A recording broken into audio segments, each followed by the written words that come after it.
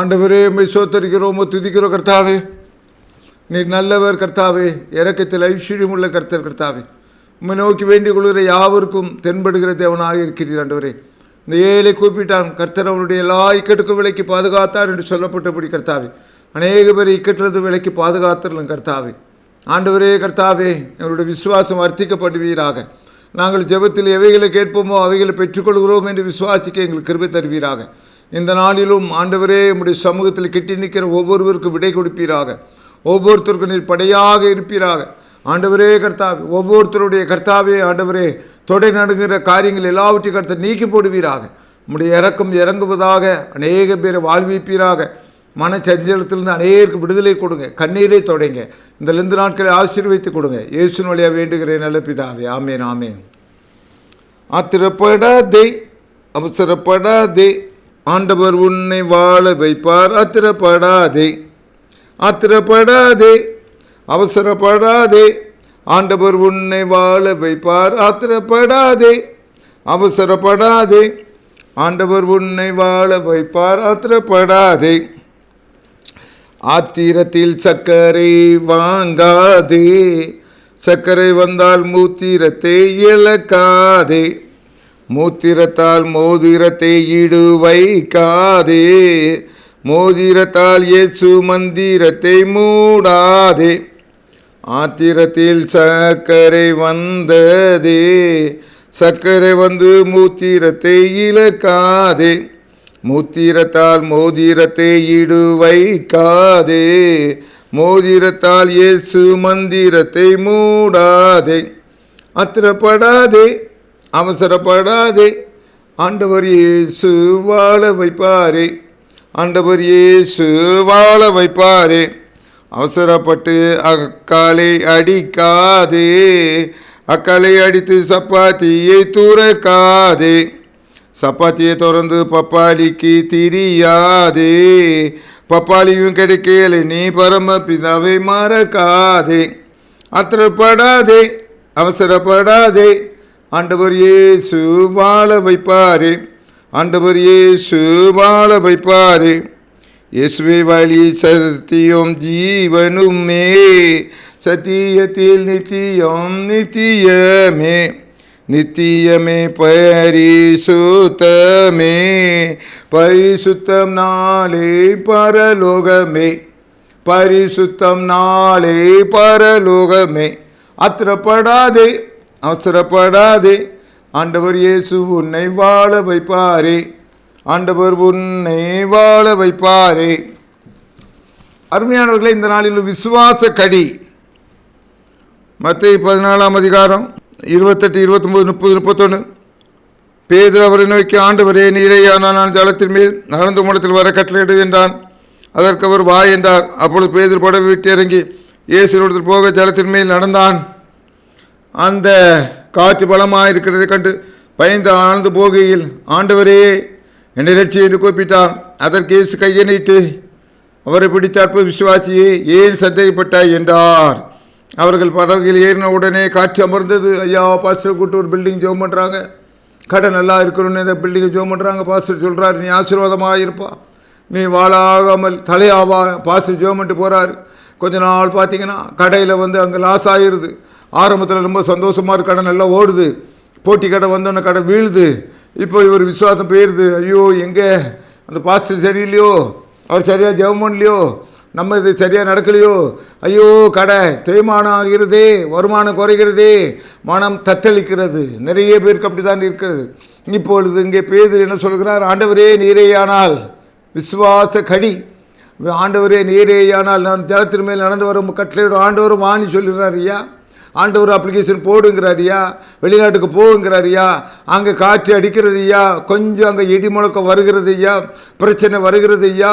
ஆண்டவரே கர்த்தாவே, இந்த மருமகளை காட்டினீர் ஆண்டவரே, ஆனால் கொஞ்சம் அடகாப்புறடியாக இருக்குதே ஆண்டவரே, ஆண்டவருடைய சமூகத்துக்கு கொண்டு செல்றது இல்லை, பிறகு ஆண்டவரை விட்டுறது. இந்த காரியம் கர்த்தரால் வந்தது, கல்யாணத்துக்கு எல்லா ஏற்பாடுகளும் தயார், ஆனால் திடீரென்று பூகம்பம். ஆண்டவரே இது ஏன் வந்தது? ஆண்டவர் இடத்துல யாரும் போகிறதில்லை ஐயா. இங்கே பேதுரு சும்மா தானே இருக்கணும். ஆண்டவரே ஆண்டவராக நடந்து வான்னு சொன்னார். இவரே கேட்டார். இவர் ஆண்டவர் அங்கே தானே இருக்கிறார், ஆண்டவர் மத்தியில் தான் இருக்கார் ஐயா. ஆண்டவர் உன் தொழிலில் தான் இருக்காருயா, ஆண்டவர் உன் பிள்ளைகளோடு கூட தான் இருக்கிறாரியா, உன்னை பற்றி நல்லா தெரியும்யா, உன் பீரோட எவ்வளோ இருக்குது, உன் பேங்கில் எவ்வளோ இருக்குது, நீ என்ன யோசிச்சுட்டு இருக்கா, ஆண்டவருக்கு நல்லா தெரியும்.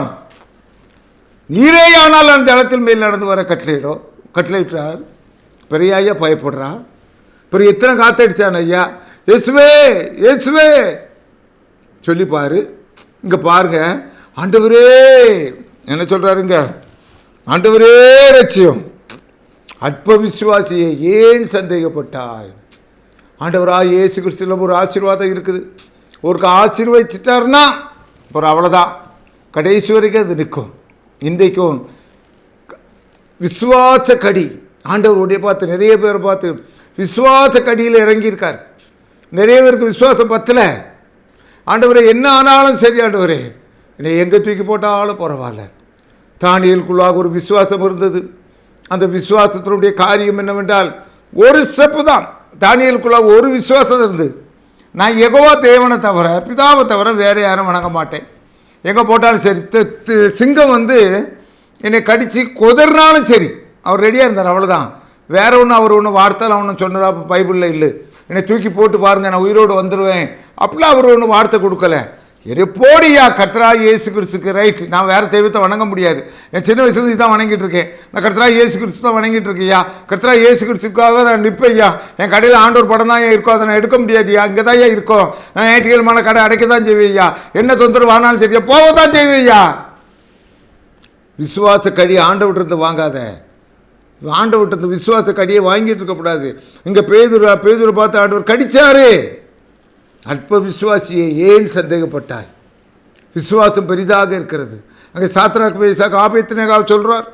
அவர் சொல்கிறாரு, அப்படியே நாங்கள் ஆராதிக்கிற தேவன் எங்களை விடுவிப்பார், விடுவிக்காமல் போனாலும் பரவாயில்லையா, என்ன ஆனாலும் சரியா. இந்த வருஷம் பெந்தேகோஸ்தே கன்வென்ஷனுக்கு நான் 10,000 ரூபா கொடுப்பேன், கொடுத்துரு. வீட்டில் 10,000 ரூபா தான் இருக்குது, 9,000 ரூபா தான் இருக்குது, 1000 ரூபா கடன் வாங்கி கொடுத்து பாரான். நான்லாம் இந்த விஷயத்தில் எவ்வளோ ஆசீர்வாதங்களை வாங்கியிருக்கேன். ஆண்டவருக்கு ஒரு தொகையை கணக்கு பண்ணுவேன், அப்போ தான் தட்டுப்பாடு வரையா.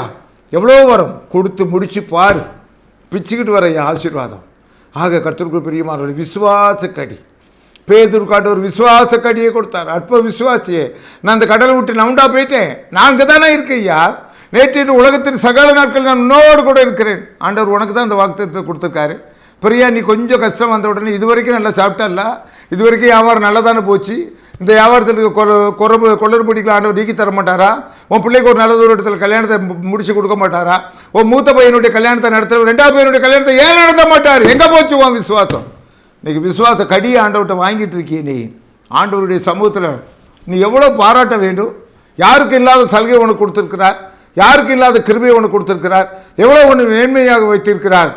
ஏன் கொஞ்சம் தாழ்ச்சி, கொஞ்சம் குறைச்சல் வந்தோம். ஏன் இந்த ஆண்டவரை நீ மறுதளிக்க வேண்டும்? ஆக கர்த்தருக்கு பிரியமானவர்களே, இந்த விசுவாச கடியை எங்கள் பேதுரு வாங்கி கொண்டார். அற்ப விசுவாசியை ஏன் சந்தேகப்பட்டாய். ஆண்டவராக இயேசு கிறிஸ்து காற்றையும் கடலையும் அமர்த்துகிற தேவனாக இருக்கிறார். வீட்டில் என்ன பைனான்ஸ் பிரச்சனை வந்தாலும் சரி, அண்ணன் தம்பிக்குள்ள என்ன பிரச்சனை வந்தாலும் சரி, கர்த்தர் எல்லாவற்றையும் சரி செய்ய வல்லவராக இருக்கிறார். அவர் நேற்று இன்று மாறாதவராக இருக்கிறார். உயிர்த்தெழுந்த இயேசு உன் பக்கத்தில் நடமாடி கொண்டிருக்கிறார். இன்றைக்கு உன்னுடைய வீட்டில் வருகிற பூங்கம்பம் என்ன, அதில் நீ எப்படி நிற்கிறாய், அதில் நீ எப்படி இருக்கிறாய், இதைத்தான் ஆண்டவர் எதிர்பார்க்கிறார். பிள்ளைகளே, புசிக்கிறதுக்கு உங்களிடத்தில் ஏதாகிலும் உண்டா? ஆண்டவர் வந்து நின்று கொண்டு இருக்கிறார். உன்னுடைய அரைக்கதவை தட்டி கொண்டு இருக்கிறாய். நான் என் ஆண்டவரை தவிர வேறு எதுக்கும் நான் அடிபணிய மாட்டேன், ஆண்டவரை தவிர மீதி எதுக்கும் நான் அடிபணிய மாட்டேன். இந்த கஷ்டங்கள் எனக்கு நீங்கி போகும், இந்த பாடுகள் எனக்கு நீங்கி போகும். ஒரு உறுதிக்கு வர வேண்டும், ஒரு இறுதிக்கு வர வேண்டும். அப்பொழுது ஆண்டவருடைய விசுவாச கடியிலிருந்து உன்னை எடுத்து விடுவார். ஆண்டவர் சந்தோஷப்படுவார். ஜெபம் செய்வோம். ஆண்டவரே, எனக்கு பேதுருவை விசுவாச கடி கொடுத்தீர். ஆண்டவரே, அவர் முழுமையாக விசுவாசிக்கவில்லை. கர்த்தாவே, நீர் எங்களோடு கூட இருக்கிறீர் என்பதை நாங்கள் விசுவாசிக்கிறோம். இந்த பாடுகள் கொஞ்ச காலம்தான் தப்புனே. இந்த ஆண்டவரே வேலை இழப்பு கொஞ்ச காலம்தான் கர்த்தாவே. 2026 உயர்த்துவீர் கர்த்தாவே. எங்களுடைய நிலைமை நீர் அறிந்திருக்கிறீர் கர்த்தாவே. நாங்கள் இப்பொழுது கடல் மேல் நடந்து கொண்டு இருக்கிறோம் கர்த்தாவே. எங்களை கரை சேர்த்து விடும் கர்த்தாவே. எங்களை ஆள விடாதிருப்பீராக, ஆழ்ந்து போக விடாதிருப்பீராக. எங்களுக்கு ஆண்டவரே புதிய ட்ரெஸ்களை தாங்க கர்த்தாவே. ஆண்டு கதிரேனுடைய நாட்டில் நீர் வந்த பொழுது ஆண்டவரே கர்த்தாவே, அந்த லேகியோனுக்கு புது ட்ரெஸ்ஸை கொடுத்தீர். ஆண்டவரே, எங்களுடைய வாழ்க்கையில் ஒரு வெளிச்சத்தை தாங்க, எங்களுடைய வாழ்க்கையில் ஒரு பிரகாசத்தை தாங்க கர்த்தாவே. நாங்கள் ஆண்டவரே கர்த்தாவே பலவீனம் உள்ள மனிதர்கள் கர்த்தாவே, எங்கள் மென்மேலும் ஆண்டவர் நாங்கள் சோதனையில் ஆழ்ந்து முடிய விசுவாச கடியை நாங்கள் வாங்கி கொள்ளாதபடி விசுவாச பாராட்டுதலை வாங்கத்தக்கத்தான கிருபைகளை தாங்கண்டவரே. இந்த குடும்பத்தை கட்டி எழுப்புங்க கர்த்தாவே, இந்த வாலிப பிள்ளையை கட்டி எழுப்புங்க கர்த்தாவே. விசுவாசத்தில் மேலோங்க செய்யுங்க. இயேசு மூலம் வேண்டுகிறேன் நல்ல பிதாவே. ஆமேன் ஆமேன்.